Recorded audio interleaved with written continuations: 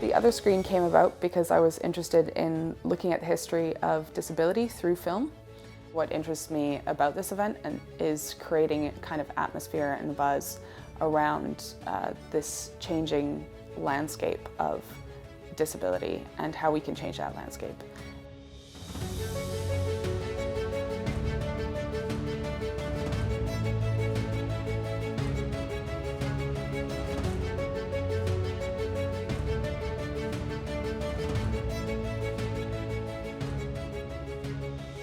It's really exciting to have a cinema experience. So almost like, I feel like this is kind of a secret cinema, but for disabled people. Pairing a film with a Q&A or facilitated discussion is much more impactful. I'm interested in change, I'm interested in the future, and I think to do that we need to look at the history of disability and where we've come from and how some of that we can keep and some of that we can leave behind. I was a pretty normal, very busy, kind of a clever person, and now I'm starting from the beginning. My sister, Lotje, was an extremely dynamic, very impassioned individual. I remember Jan kind of calling out Lotje, but she wasn't responding. I decided to call 999. She was undergoing a medical emergency to her brain, and she had a very high probability of dying. We literally had no idea what the outcome would be. I can't write at all. What about these photographs? This, my nephew. She's your nephew? Yes, nephew, and now she's also a nephew? Niece. She's the most articulate person, so it's almost obscene that it's affected that part of her brain. A, B, C, D, E, F, G. Something's happened to me, which nobody's really explained to me yet. I started seeing flashes of colour, like... I feel like I'm in a David Lynch movie. Dear Mr. Lynch, I've discovered this portal where my brain once was. So I'd love to share it with you because I think you're going to like it.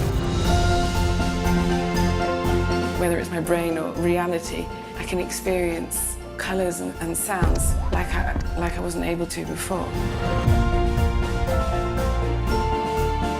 The brain is a beautiful thing, Black Cat. I am different than I was. I'm never going to be the same. And in that discovery, I've become empowered.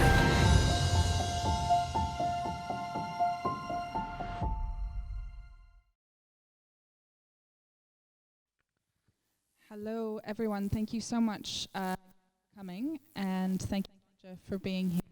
Thank you for inviting me. I think you don't really need an introduction. So, the introduction list, Lotje Sutherland, everyone.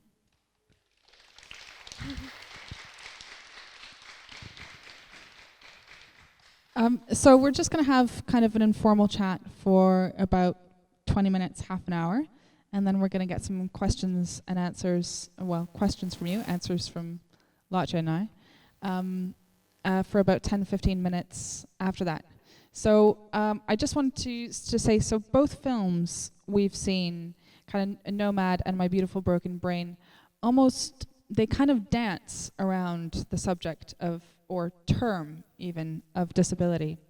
And as this event, The Other Screen, is really exploring invisible disabilities and the theme of brain activity in this event, I wondered what you thought of, how do you identify? Do you identify as having a disability? I do have, I'm not able to do certain things due to the damage to my brain, but I think because it happened fairly recently, it happened 6 years ago, I suppose when I fill in those forms, I do, if it's relevant, I will say, but I don't it's just been a long process of getting used to a new person. The fact that I have certain disabilities, I don't know. The fact that I've gained other kind of insights has kind of overshadowed the things that I've lost, I think. But I suppose it's the word. I don't come across it often, except when I fill in those forms. That's really interesting that you don't come across that word often. And do you think that has to do with perhaps it not being visible or having the differences that you've encountered exactly. not be visible? Can you speak on that and maybe how it and how kind of identity relates to that as well?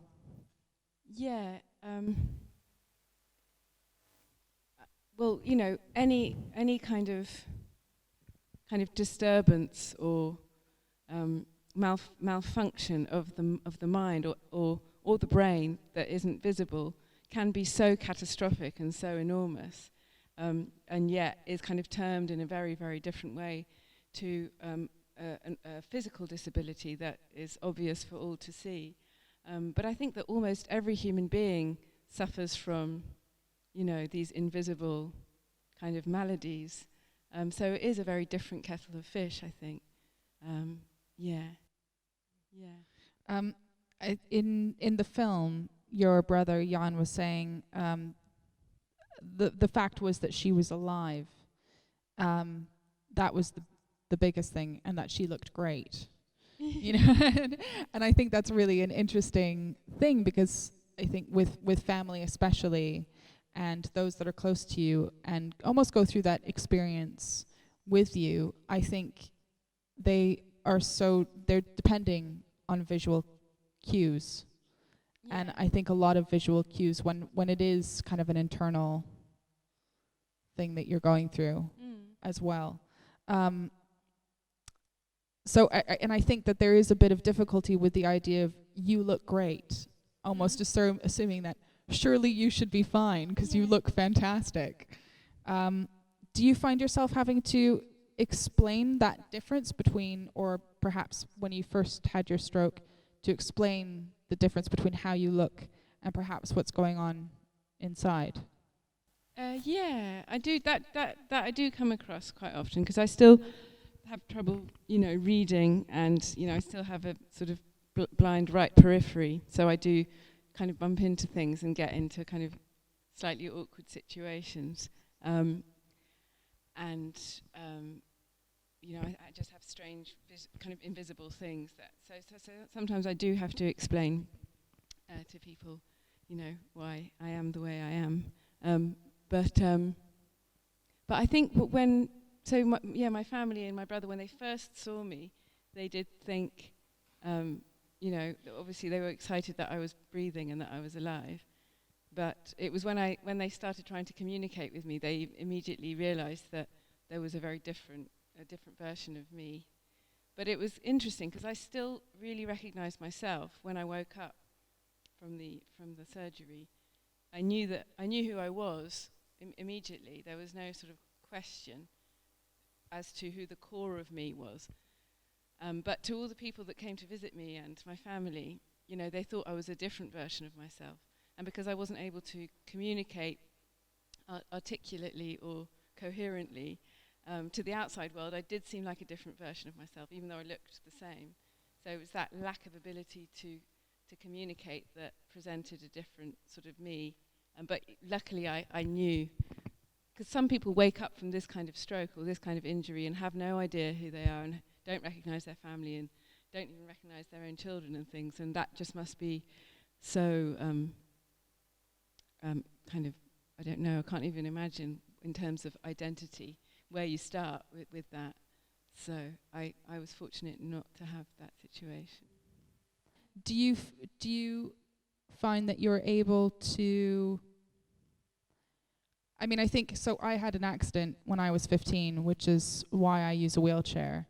And I really noticed the before and after, and like the before, you know, people, before my accident, people that knew me beforehand and how they treat me, and after, and people are treating me like a, you know, people that meet me now treat me like a different person, but still being that same person and having that same core. And I think what's kind of happened with me is I feel like I'm able to relate to a huge spectrum of people that have gone through differences and difficulties and experience. I guess that's why this is called The Other Screen. It's looking at the othering and how I think we can all in a way relate to the other, like either being another or knowing another. Do you find that this has changed like how you relate to people? This experience has changed how you relate to people? Yeah, totally. It was a very good ego killer, you know, so, and that's one of the reasons I'm so grateful that it happened. Yeah, it completely transforms your understanding of yourself when you lose you know, some of your abilities.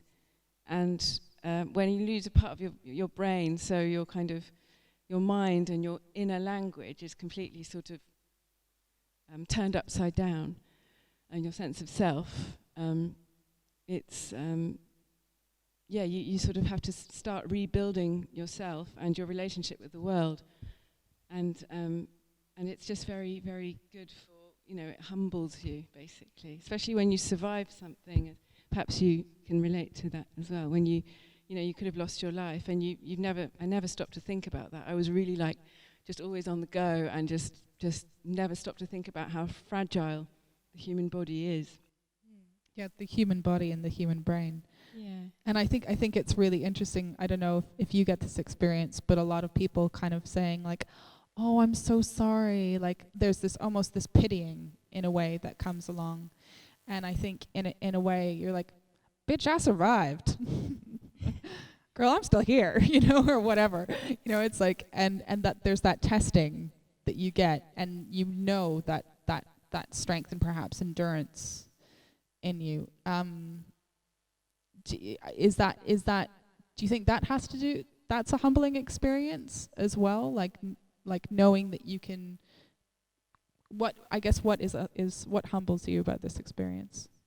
I think when you don't have anything wrong, when you are completely able-bodied and able-brained, and you know you've never had to kind of, I don't know, you've just never had any problems except the usual kind of human problems of emotional, you know, I don't know, difficulties in life that everybody has, and some can, you know, that can be really devastating, that sort of thing. But just, you know, I was always very well physically, and was able to do whatever I wanted because I had a really good brain, you know. So in terms of work-wise, and you know, I had a really good brain, and I never stopped to think about, you know, what my brain and my body were doing for me, and you know what happens when you lose a bit of it, how then you start to really value the bits of it that's still working. So I think that's what I mean by humbling, and I think that's also how you that kind of humbling experience helps you relate to other people and connect with all kinds of people that perhaps you wouldn't have understood before. Not that you completely understand everybody now, but just to see the complexity and fragility of all these unique situations and unique human beings inside those bodies. And I think a lot of what has come up as well is the sense, an idea of time. How has your idea of time changed now 6 years after your stroke? And how do you feel like that kind of, how do you feel like you relate to time now?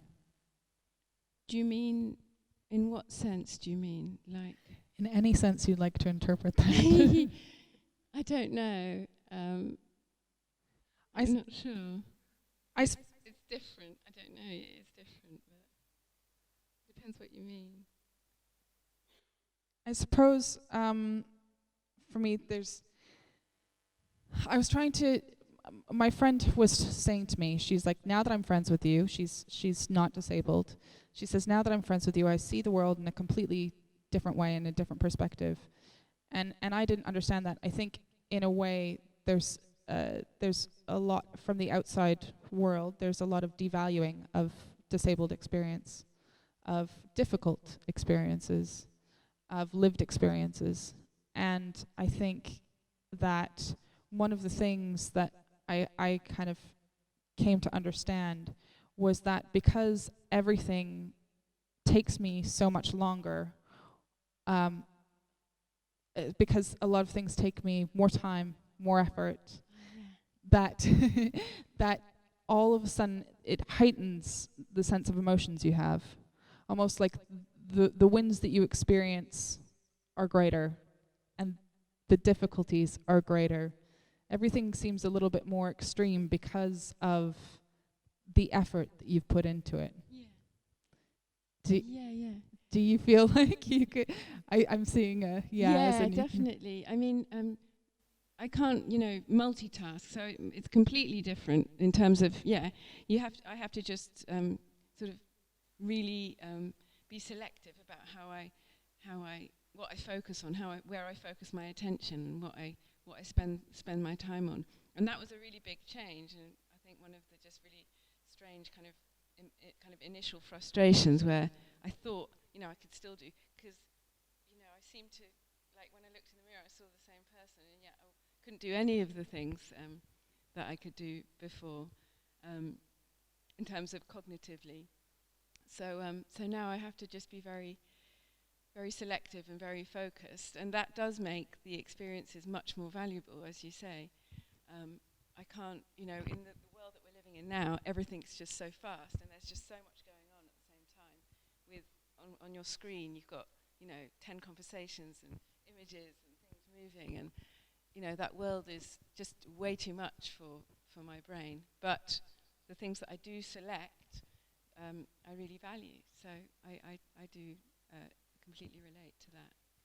And I think there's a lot of humor in the experiences that we have, as that the difficult experiences that human beings have as well. Like, I really liked it when you, I think, I was relating to this when you were talking to your brother Jan, you were leaving the rehab, and you said, if you have a brain hemorrhage, you focus on the things that you should be focusing on and ignore everything else. Yeah. Pretty handy, in fact. Yeah. And he's like, I'll be sure to have one soon. Yeah, exactly. But I think it's it's an interesting thing, and I think we should actually open up to the audience now, maybe look at perspective and look at kind of the invisible disabilities and how that affects your perspective. So does anyone have a question? Hi. Oh, mics are scary. So I was just thinking about, I guess from a personal point of view, I have damage to my brain from neurological problems, and one thing I've really struggled to accept, even though it's been quite a long time, is that my brain does just work differently from other people's, and a lot of experiences are very different. All sorts of things, from the way that I literally see the world and hear things, and even the way I smell things, and just day-to-day things, and even things, the way I find words and lose words and all sorts of things. And even though it's been a long time, I struggle to accept that the way I see the world is still very valid and can be really beautiful. And I just wanted to ask, I suppose, did making a film, making some art out of everything you've been through, did that kind of give you some peace or some sort of, did that help you to kind of see the beauty and kind of how your brain now works, I suppose? I don't know if that's worded in a way that makes sense. Yeah, it makes total sense.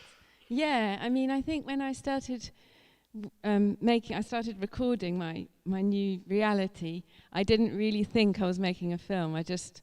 I partly recorded everything with my phone because it helped me to remember, because I had problems with, I have problems remembering things, and that kind of new technology really helps with that, even though, sometimes it's a bit much.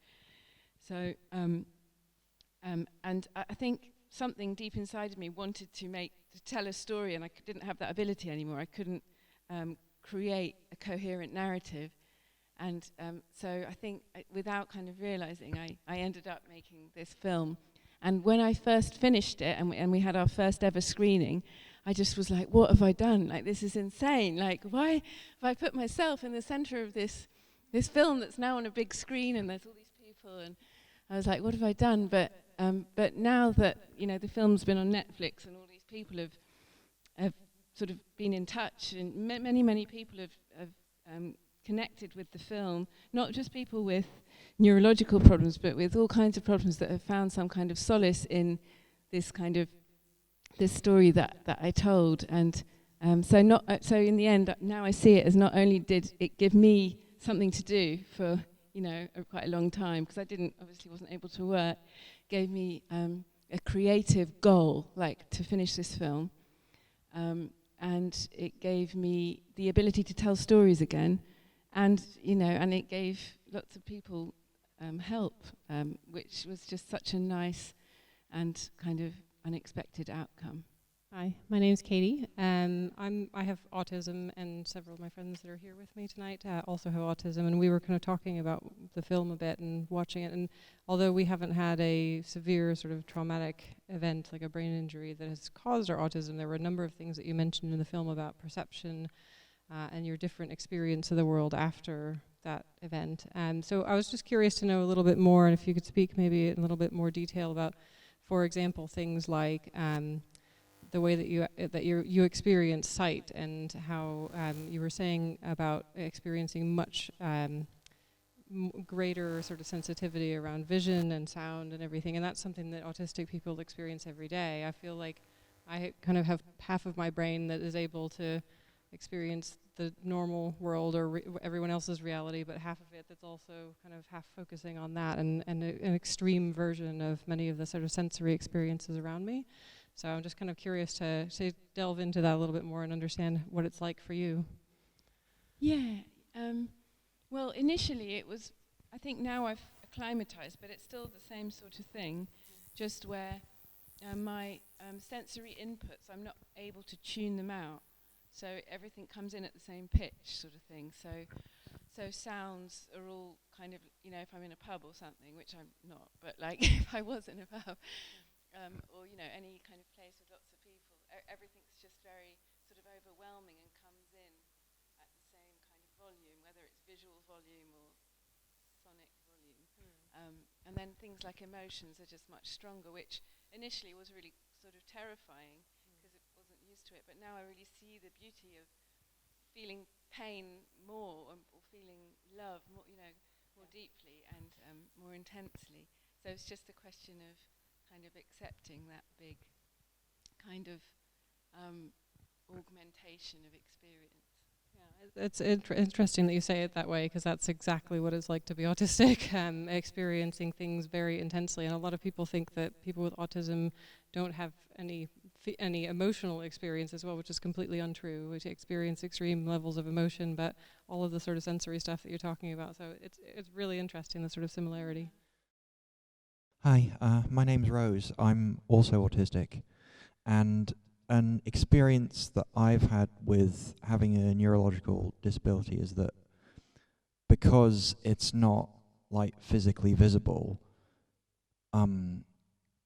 obviously the classic thing that people always talk about with invisible disability is that people place different expectations on you than they would to someone who has a disability that's physically obvious. But I've found that half the battle is explaining it to myself, because I can't see it either. So, like, for example, I'll have a communication breakdown with someone and I'll get really intensely analytical afterwards, like, wait, was that because of my autism, and what exactly happened there? So is that an experience that you've had as well, that like half the battle of having an invisible disability is explaining it to yourself and understanding what's going on yourself? I think it was initially, but I think now I'm just kind of I'm kind of used to it. So I kind of know what it is. I don't really question it that much anymore. I've done a lot of meditation. I came across a Buddhist center when I was just after the crazy experiment you know, you saw in the film, when they did the zapping, and everything just got much worse. You know, I don't know if you see that in the film, but that's what happened in reality. And I came across this Buddhist center where someone told me it was very, very quiet there, and everything. I was just so full of noise and, you know, distress. I went there to find just quietness, and then I just really loved it. So I went back every day, and then whilst I was there, I kind of started listening and understanding what the teacher was saying, and just learned how to do meditation, which, you know, anyone can do, but it's just a question of practice. And that really helped me kind of deal with that massive change, so that I stopped having to explain it to myself, because it didn't matter that much anymore. So that really helped. But I definitely relate to what you're saying, because I absolutely experienced that in the initial kind of stages of that first year of the recovery. Actually, on that note, what's notable, and this is to both of you, is like your obvious intense desire to articulate your experiences, and secondly, your incredible capability in doing so. And I was wondering about film, and I know you're both artists, how you find film and video in expressing that, and using that as a format to do so, and what your priorities are in that.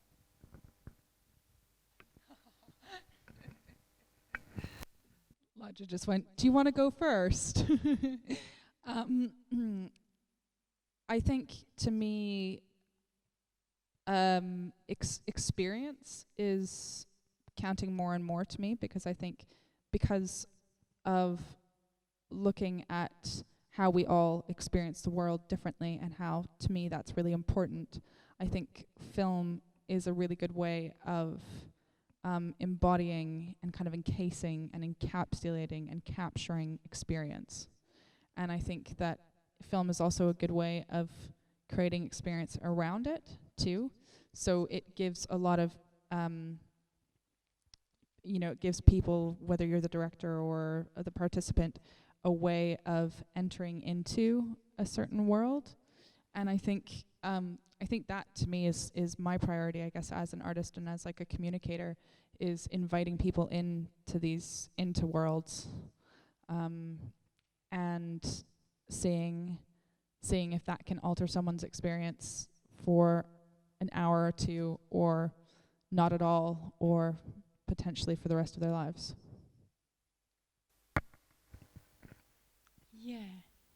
Yeah, I think film is a really good medium, as you say, to capture experience, because of the intensity of being human. And it's somehow, especially if you can't read other media, I mean, the visual medium is perfect. So I'm just very happy that I'm able to have access to it and to utilize it, and to, for it to be that kind of, way to, that kind of portal to expression. Hi, thank you for this evening. I was interested at the end of the film, when you were giving the presentation to the therapist and saying it would be great to be thought of in terms of the things that you could do, maybe the new things that you were experiencing. Because sometimes we forget that we can do all sorts of things, and we might have been ignoring those things, and the zap that you had might have opened a door. Did you have a kind of journey into a different consciousness, do you think? What have you seen that you can tell us from and in meditation, do you find it crystallizing and becoming clearer? Yeah, I think my very initial thing that I felt when I woke up was this incredible, blissful peace I didn't know, I knew who I was at the core, but I didn't have a past or a future or anxieties around either of those. So it was like I was a brand new person with no kind of baggage or anything. and that was beautiful. And I don't want to say bad things about the therapists and the way that neuroscience is, because, you know, I know that everyone's doing their best, but I think we just don't really understand how to deal with, you know, how to heal the brain, because we're treating it as a material thing that you can manipulate and change. You know, and that's kind of how, that was my experience in these various hospitals and places, institutions. It was like, we can make her the way she was before if we make her do all these things and tick off all these boxes. And you know, and then as time went on, and now in reflection, it's like you have to find, I mean, it sounds cliched, but you truly have to kind of delve inside and find out who you actually are. And it's nothing to do with all of these things that people are trying to reteach you. So yeah. So I think that's what I was trying to say when I gave that talk, you know, at the end of the film. I was trying to sort of, because it was a cognitive communication conference, so it was all these amazing, you know, language therapists and things like that, neuroscientists and so on, and I wanted to, and it was only, you know, I was still in the beginning, pretty much of my, you know, I was still in the beginning stage of the recovery, so it was quite a big deal to be standing there talking to these people and trying to read my notes that I couldn't read and just be like that. But I just wanted them to know that, you know, they need to encourage their patients to find the answers inside themselves, and not necessarily with all of these kind of gizmos and gadgets that they're being taught to use, basically. So and yeah, it was amazing to have the opportunity to do that. I don't know how it went down, but yeah. Thank you. I had an opportunity to film some people who were doing experiments over and over and over, and I just saw them looking in microscopes at petri dishes, at cells, and I just kept on thinking, you keep looking at this poor cell, and people are so much more than that. Exactly, it's a different set of parameters when it comes to that inner kind of invisible world, to me anyway, than the scientific, the parameters of science. Hi. I was just wondering, I'm an artist, and I have various mental things going on. And I was thinking about like what I would do if like what happened to you happened to me, and like, and how that would affect like what I do in general. And like it's mentioned in the film that you were a filmmaker beforehand as well, so that makes sense. And like, I should have worked out how to word this first. How has it affected your practice? Do you still make films now after this one? And like, what, if anything, has changed in how you work? And if you don't work in films anymore, then what do you do, and that keeps you doing anything? Well, so before my stroke, I was a producer, so in the film world, but very much on the kind of production side, which means just not very creative, having to kind of deliver things to deadlines, kind of high speed, and for other people's visions, which I loved, because I love documentary, and then I got to tell my own story, so that was great. And now I'm a director, which is great too. I mean, so I can't read and write. I mean, I can read a little bit, and I can write, but I can't. I don't know. The two go together, and because I have real trouble reading, and my whole kind of language center is you know, the damage there is sort of permanent. So I just work in everything I do is very visual. So I bought a really nice camera, courtesy of Netflix, and that's actually what I really wanted to do. But it's very competitive to be a to be on the creative side of documentary, but now that's what I do, and I love it. Yeah. It's much more interesting, and I never thought I'd get there actually. Who knew it would take a stroke to get there? Yeah.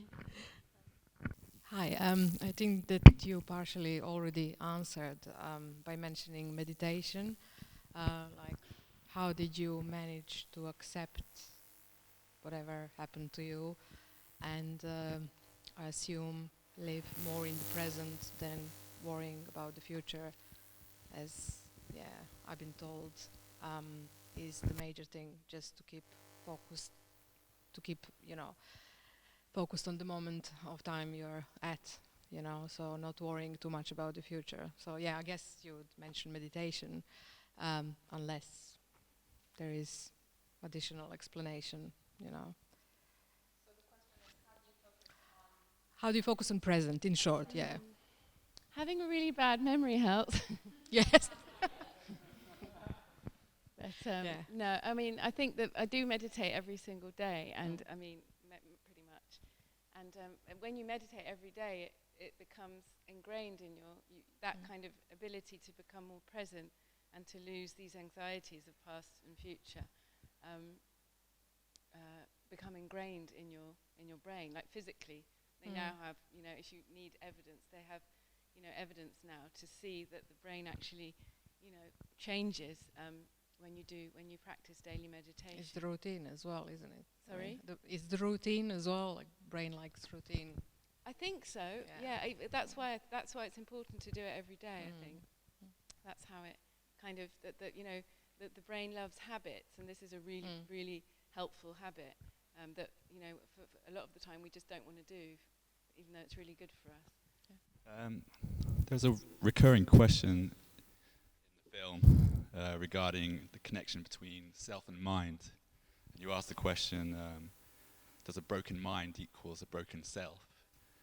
And now you're talking about Buddhism, and one of the ideas behind Buddhism is called Anatman, which is non-existence of self. They don't believe in the self.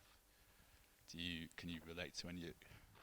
So first of all, did you answer the question, does a broken mind equals a broken self? And then secondly, do you actually believe in the self? Now you've been practicing Buddhist meditation for a while.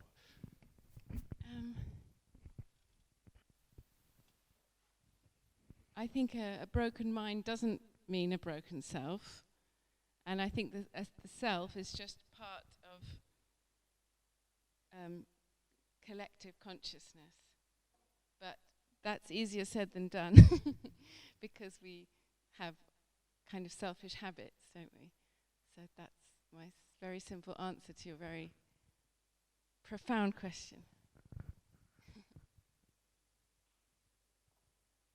Thank you so much. Thank you, Lotja. Thank you, everyone. Thank you so much.